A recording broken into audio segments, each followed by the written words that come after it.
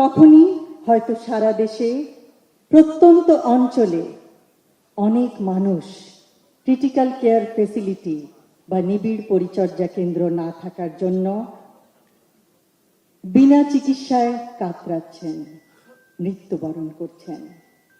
ঢাকা শহরে বাংলাদেশের মোট জনসংখ্যার ন্যূনতম অংশ বাস করে, কিন্তু রাজধানী ঢাকায় ক্রিটিক্যাল কেয়ার ফেসিলিটি দেশের ৮০ থেকে ৯০%। বিভিন্ন গ্রামে ক্রিটিক্যাল কেয়ার চিকিৎসা ব্যবস্থা একেবারেই অপ্রতুল। Bangladesh society of critical care medicine এই ক্ষেত্রে বিরাট অবদান রাখতে পারে। বিগত বছরের অবহেলায় বাংলাদেশি ক্রিটিক্যাল কেয়ার ফেসিলিটির এক ভয়াবহ চিত্র। প্রতি ১ লক্ষ দেশবাসীর জন্য ক্রিটিক্যাল কেয়ার বেডের সংখ্যা ১.৭। সাধারণ হাসপাতাল বেডের সংখ্যা ১ লক্ষ দেশবাসীর জন্য মাত্র ৯টি।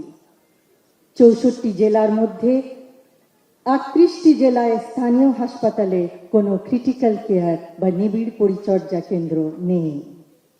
দেশের ৮০ থেকে ৯০% ইন্টেনসিভ কেয়ার ইউনিট রাজধানী ঢাকায় অবস্থিত, কিন্তু ক্রিটিক্যাল কেয়ার ইউনিটগুলি মূলত বড় শহরের হাসপাতালগুলিতে। আমাদের ৬৮ থেকে ৭০% দেশবাসী বাস করে গ্রামাঞ্চলে। তাহলে তারা কিভাবে ক্রিটিক্যাল কেয়ারের মতো সেবা পাবে? কেউ অসুস্থ হলে তার জন্য কিভাবে সর্বোচ্চ চিকিৎসা সেবা প্রদান করা যাবে? নবজাতক শিশু, অন্তঃসত্ত্বা মা, নিউমোনিয়া বা স্ট্রোকে আক্রান্ত বয়োবৃদ্ধ অথবা সড়ক দুর্ঘটনায় আহত তরুণ সকলেই ক্রিটিক্যাল কেয়ারের অভাবে শীঘ্রই মৃত্যুর কোলে ঢলে পড়ছে। কিন্তু নিঃসন্দেহে পরিস্থিতির পরিবর্তন সম্ভব। আমরা সংকল্প গ্রহণ করলে আর কোনো দেশবাসী তার গুরুতর শারীরিক অবস্থার সময় বিনা চিকিৎসায় মৃত্যুবরণ করবে না।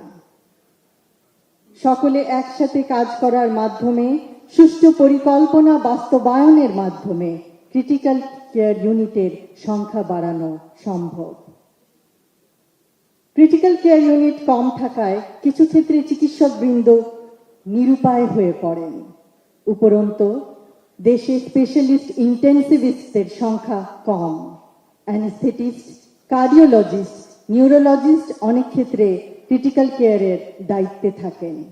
এক্ষেত্রে আরো বিশেষজ্ঞ প্রয়োজন, আরো ট্রেনিং প্রাপ্ত নার্স প্রয়োজন, আরো বিশেষায়িত ইকুইপমেন্ট প্রয়োজন, আরো ক্রিটিক্যাল কেয়ারের ইউনিট প্রয়োজন, আরো ওয়েল ইকুইপড অ্যাম্বুলেন্স প্রয়োজন, যেন গুরুতর অসুস্থ আহত রোগীকে প্রত্যন্ত অঞ্চল থেকে ক্রিটিক্যাল কেয়ার সম্বলিত হাসপাতালে দ্রুত আনা যায়।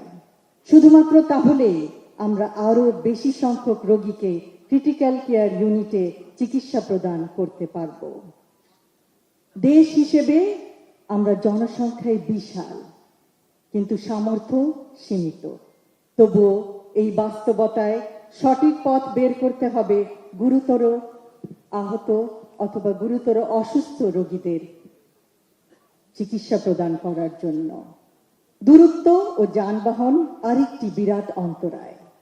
অ্যাম্বুলেন্স সুষ্ঠুভাবে প্রস্তুত না থাকলে তা বরং রোগীদের জীবনের ঝুঁকি বাড়াবে। প্রত্যন্ত গ্রামাঞ্চলে ক্রিটিক্যাল কেয়ার প্রদান করতে না পারলেও অন্তত প্রপারলি ইকুইপড অ্যাম্বুলেন্স দ্বারা রোগীদের সদর হাসপাতালে আনা যায়। সদর হাসপাতালগুলিতে ক্রিটিক্যাল কেয়ার ইউনিট নিশ্চিত করা হলে নিশ্চয়ই পরিস্থিতির উন্নতি সম্ভব।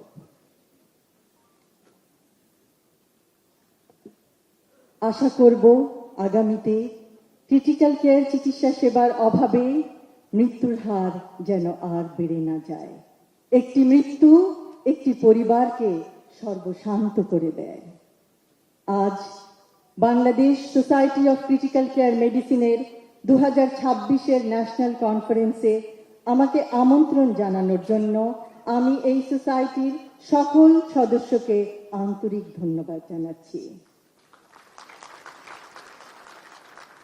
ধন্যবাদ জানাচ্ছি তাদের মানবিকতা ও কঠোর পরিশ্রমের জন্য।